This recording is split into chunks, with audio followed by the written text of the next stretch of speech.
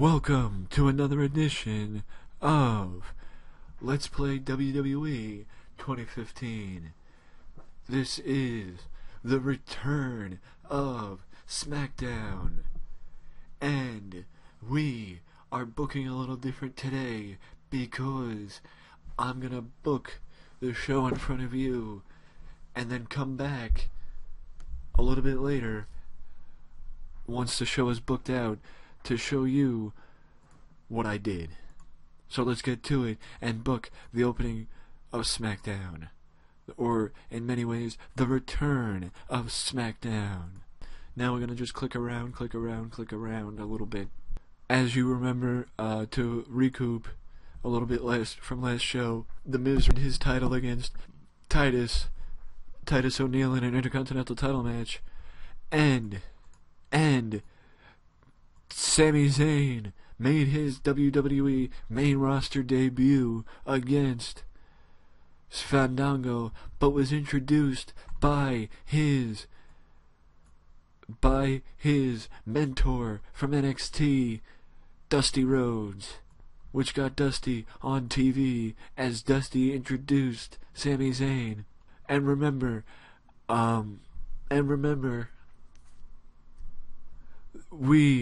a talk show will be returning, and that talk show that will be returning, and the reason Smackdown is on the air tonight is because the Peep Show is returning tonight, with Christian making his first appearance in a very long time on the main roster, with Christian's special guest, the returning Seth Rollins.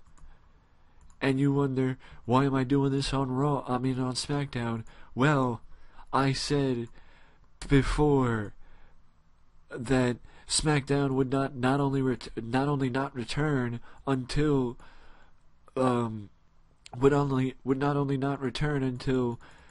the hacker wanted it to, but until I wanted to give Smackdown its own identity, and letting Christian and such be featured on Smackdown, it will give Smackdown its own identity. And now we move on forward with the next set of matches and the continuation of Smackdown, with the tag team division being featured on Smackdown as the ever-present Usos will face the Wyatt family, as the Wyatts. Actually, let me change that match, because the Wyatts fought the Usos 2 weeks ago. Let's go with the New Day versus the Wyatts, and the New Day lose because of count out. Realistic, right? It's the New Day, for goodness sakes. They're going against the Wyatts. Of course the finish will be count out, because the New Day won't want to finish the match. And sorry, I'm trying to readjust my microphone to move it back. The Wyatts would not, rather New Day would not want to finish the match because they're versing the Wyatts. Okay. And now this is when I say I'm gonna book out the rest of the show, and I'll be back once the show is booked out. I will be back, and you will be back once the show is booked out. We are back, and it's time for Super Smackdown. For once, I can actually sit here and say that, well, this is not good for me to say, but I'm going to say it anyway. For once, I can actually say that I'm excited for a show, and actually think that this show could qualify as a super show, because the surprises, because of just in general, it seems to flow perfectly, in my opinion, to which I say, let's get it underway so I can show you rather than tell you.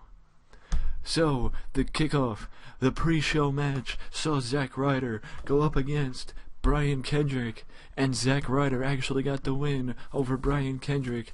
Yes, you might say Brian Kendrick has been booked pretty badly since I made him return to WWE, but just because within a month he's been booked somewhat bad doesn't mean 6 months from now he'll be booked bad as well. And remember, it's the pre-show. Anything can happen. Anything. We kick off SmackDown with the video package promoting the highlights of Raw last week, because you remember, because if you remember, Hulk Hogan was a guest on the show last week, or thinking for a second. No, it wasn't last week. It was earlier this week, the last episode of Raw, where Hulk Hogan was a special guest, and he had that interaction or altercation with Brock Lesnar. And Mr. McMahon was a big part because of what happened to end the show with Vince McMahon and the Hacker. And if you don't know what I'm talking about, please, well, not please, it's up to you. You can click right up here in the top right corner and rewatch or watch for the first time Monday Night Raw from this past Monday night to see what I'm talking about, to see the interaction between Brock Lesnar and Hulk Hogan, and also the return of the Hacker. But either way, we SmackDown rolls on, the biggest SmackDown in recent memory, as we take it to Byron Saxton and Jerry Lawler at ringside as they hype up tonight's broadcast with Rusev in action, as Stephanie promised Lana on Raw that Rusev will have competition starting tonight, which is one of the reasons why SmackDown is on the air right now. And also the return of Christian and Seth Rollins, as Seth Rollins will be the guest of Christian on the Peep Show tonight on SmackDown. So let's get it underway right now with the first match here on SmackDown, as Kane goes up against R-Truth, and Kane is victorious against Truth in the opening match on SmackDown. Just to get, it's, no particular reason other than the fact that Kane needs to be featured every now and again on the show, because I forget he's there. Now we move backstage, where Lana enters the authorities' office. Triple H is not there tonight. He is actually back in Stanford with Vince, trying to figure out what happened last night on this past Monday night on Raw. I say last night because it's Tuesday. But either way, Stephanie is there, and Lana enters Stephanie's office, trying to find out who and when Rusev will have his competition. And Stephanie tells Lana, I'm a McMahon. When I make a guarantee, I live up to the guarantee. You will have competition for your brute tonight. But I expect one thing, and I expect that if he was so it was so easy for him to say that he's going to go back to Bulgaria, then I expect his United States title on the line, because he can be fired. I mean, we can take his title from him. We can't take Brock's. He doesn't have the same luxury.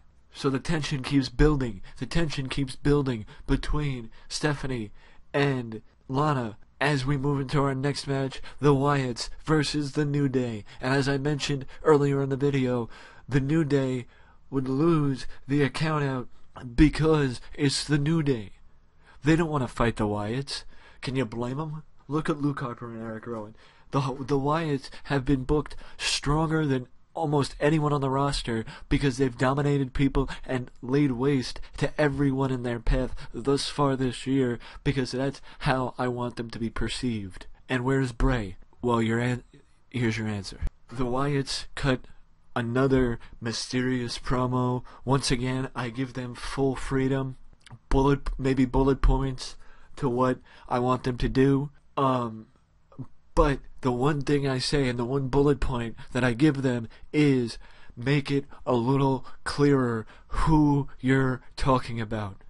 Because the mysterious, intriguing promos, the intrigue, the mystery can only remain for so long before the mystery is gone. And if I kept making Bray cut the same promo for 2 months straight, it would get old. So let's reveal a little bit more and a little bit more and a little bit more until you're ready to go. And also, the person who they perceive the promos to be about, Byron and Jerry debate that it could be that they are talking about the Shield and a member of the Shield in particular, but they can't pinpoint who.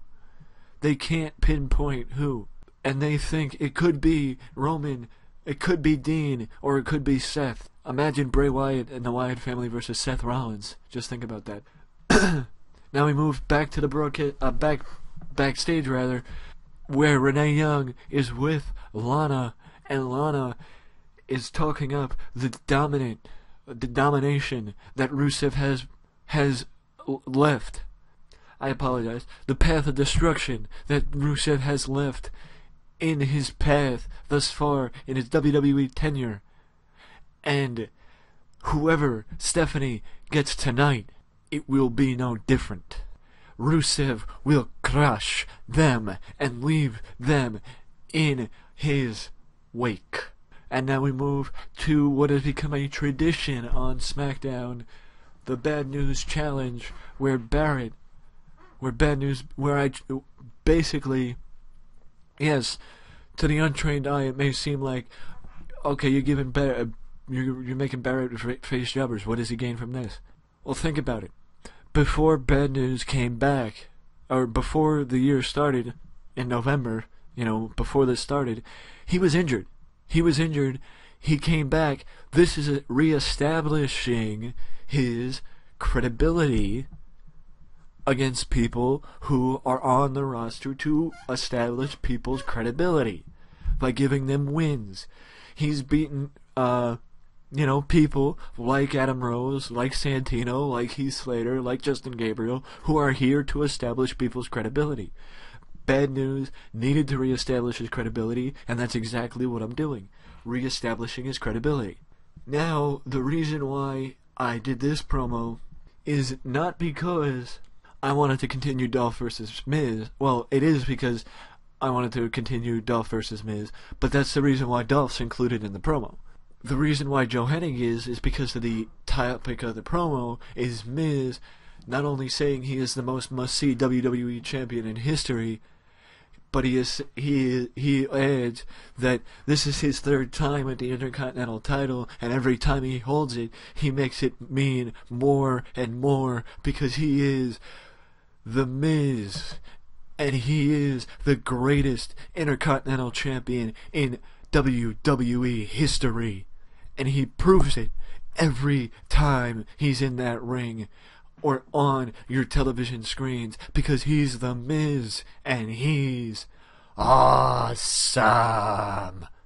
And this leads to an open challenge where he challenges any former Intercontinental champion, any former WWE Intercontinental champion to come in and prove him wrong, that he is not the greatest Intercontinental champion in WWE history, and he'll even put the Intercontinental title on the line for somebody to prove him wrong. And the person who accepts Miz's challenge is Shelton Benjamin, the returning gold standard of WWE, accepts The Miz's challenge for the Intercontinental title shot, and Miz is victorious against Shelton Benjamin. Now you might ask, why did Shelton lose? I don't know if he's staying. I don't know if I want to sign him to a written contract and bring him in permanently, or just keep him for a one-shot deal and have this be a one-shot deal. And of course, it's The Miz, so when he beats Shelton, he celebrates in the ring his victory, declaring he is the greatest Intercontinental Champion in all time. And no, this won't lead to the Honky Tonk Man, because Honky Tonk is a little bit old to be coming in and wrestling, even if he means wrestling The Miz, or in general for the Intercontinental title. Now we move to a video package, which starts 2 weeks ago at Survivor Series when Natalya defeated AJ Lee to become the new WWE Divas Champion, and then we move to the next night on Raw when Nikki cut a promo on Natalya saying that Natalya doesn't deserve to be Divas Champion because she isn't a real diva. And then it continues on and how AJ got involved, and Natalya saying she isn't a real diva, but that is why she deserves to be champion, to show that that there is more to this division than being a diva. And for the next match, for the upcoming contest, Natalya is on commentary with Byron and Jerry because AJ is up against Nikki, and AJ and Nikki end up in a draw due to run-ins by Alicia Fox and Tamina, causing a double disqualification. I know that says double countout, but it should be just a double disqualification because two people interfered and neither person won because both people interfered. But either way, AJ, Nikki, who will be challenging Natalya at TLC for the Divas title. Will it be Nikki? Will it be AJ? Well, this is just the beginning of finding out who will be the challenger.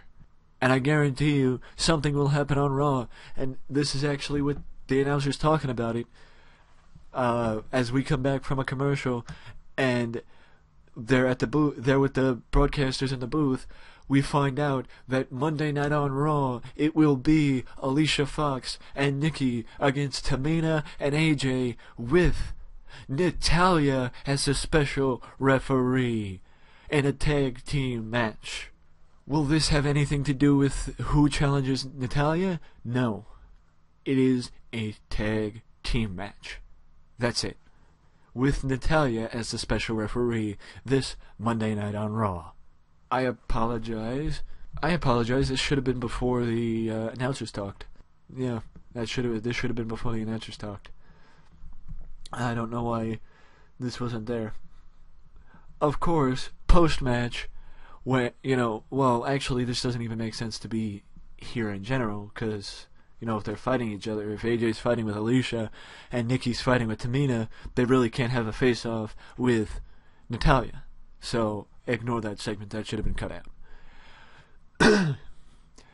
And now we move to the next segment, which is a video package highlighting what took place 2 weeks ago on Raw when Seth Rollins was abducted by a mysterious masked figure in the parking lot when Seth was looking for Kane after Kane interfered and cost him his match against Dean Ambrose 2 weeks ago on Raw, and he was abducted. And then Seth, out of nowhere, was pushed into in the back of a car by someone, a masked figure who we don't know and still have not had any update on the identity of that masked figure. All we know is his name is Corazon de Leon.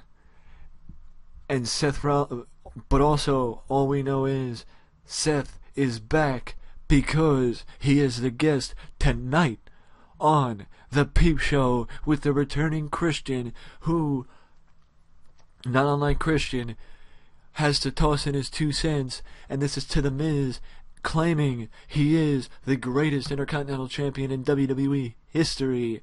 Christian brings up the fact that he was actually the man who won the Intercontinental title, who rechristened the Intercontinental title when it was reestablished back in 2003. He was the first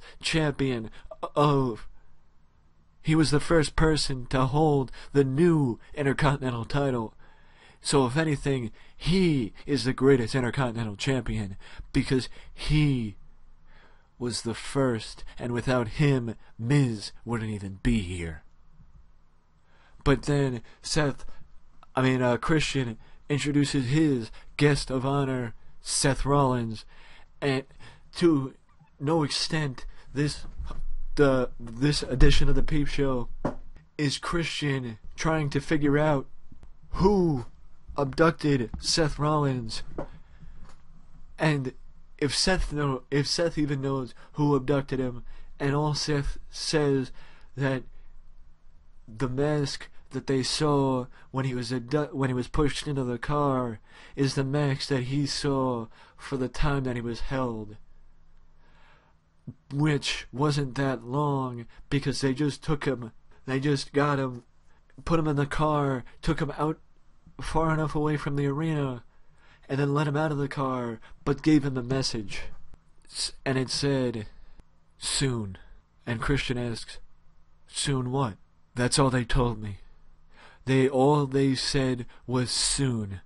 Soon, I don't know what, but I shudder to think what will happen soon.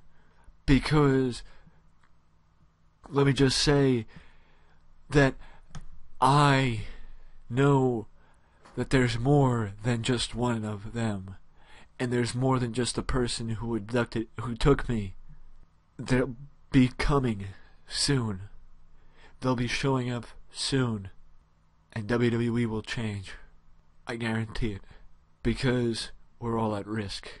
If soon is that they are coming, then we are all at risk, because there is more than one of them, and they want change.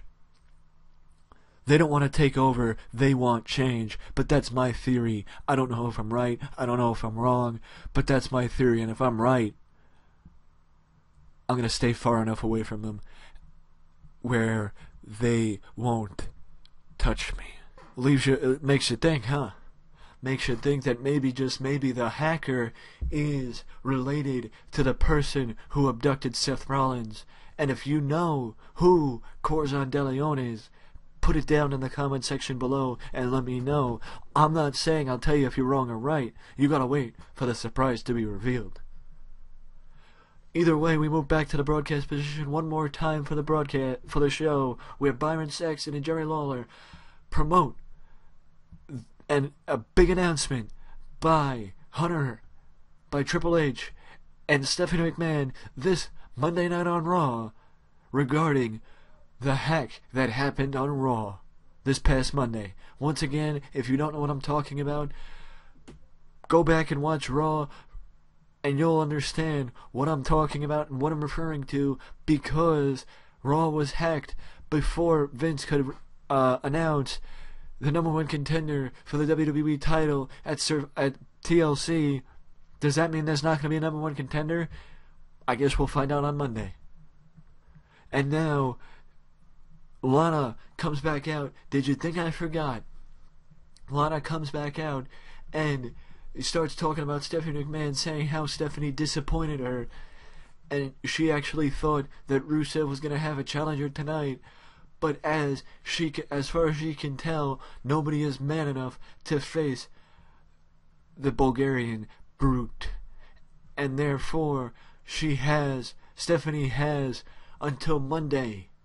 And if there is no challenger for Rusev on Monday for Raw, then we will be one of a kind. Hey. One of a kind. Hey. It is the challenger. It is Rob Van Dam. RVD is back in the WWE, and he is challenging Rusev tonight. By the way, the pyro, the explosion before his music scared the crap out of Lana, who had, both her and Rusev were in the ring, but it scared the crap out of Lana because she wasn't expecting it. And obviously, the next the match is, well, I'm putting a lot of marbles in Rob Van Dam's debut, or return rather. I'm putting a lot of stock in it because, my friends, this is the main event of Smackdown. This is the main event of Super Smackdown here tonight. I didn't disappoint, I hope, in saying that it's Super Smackdown, because you saw the return of Rob Van Dam, the return of Shelton Benjamin, 2 title matches, the return of the Peep Show, Seth Rollins, Christian. So much happened tonight on Smackdown. You wonder why it was shut off, Smackdown, since the second week in November. And by the way, I didn't ignore it. Look who won. Rob Van Dam is the new United States champion, defeating Rusev. And yes, that means Rusev lost his first match in WWE. You might wonder, why the hell wouldn't you save that for WrestleMania? What did he gain from losing at WrestleMania? What did he gain from losing to John Cena at WrestleMania and losing the WWE United States title? What did he possibly gain? Nothing. Nothing. So what is the difference between making him lose and popping the ratings for a week on SmackDown, or making him be a part of the card and making his undefeated streak mean nothing by making him lose it at WrestleMania and then do nothing after WrestleMania? I neglected to include this in the match. This match would not have ended with the 5-star frog splash. It would have ended with a flash pin because Rusev got pissed. And obviously, as you can see at the bottom of the screen, Rusev versus Rob Van Dam storyline has advanced with this segment. That's right, Rusev and Rob Van Dam are feuding. And that's why, my friends, I had RVD win. Because now, for the first time since he won back the title 3 weeks ago, he actually has something to do. Yes, fine. Oh, I could have made him have something to do without him losing. Huh. He's feuding with somebody. I'll put it this way. At this point, Rusev winning every match in the feud, not so good anymore. That's why he lost the first match of the feud. And as you can tell, a pretty mediocre show. I will say this, that I'm not done with the big returns, but the big returns, because the big returns will continue Monday Night on Raw, and it'll be even bigger than the return of Rob Van Dam and Shelton Benjamin. I will say this also, I will add this, that Rob Van Dam and Rusev did not disappoint, and I actually was very pleased with them main eventing. SmackDown only gets better from here, because now on a weekly basis, not only will you see Raw, but you will also see SmackDown. And as you can tell, we increased our popularity in 18 regions, but also lost popularity in 16. Once again, if you know what that means, let me know in the comment section, because in my opinion, to me that means I gained popularity in 2 regions. Yes, on the last episode of Raw, we gained popularity and we did not lose popularity, but with the returns coming this Monday night, it'll make it a little bit more easier to gain every single week. And, by the way, a little bit more teasing, the returns will not stop for the month of December, as this week on SmackDown was just the beginning. returns from injuries, and maybe even some returns from former WWE superstars will happen as 2014 comes to a close. But with all that aside, let me know what you thought of the video. Let me know what you thought of the video in the comment section below. And if you liked the video, don't forget to. And if you enjoyed this video, don't forget to like, subscribe, all that stuff. Till next time, promise I'll get my outro straight eventually. But until that time, hope you enjoyed. Till next time, later.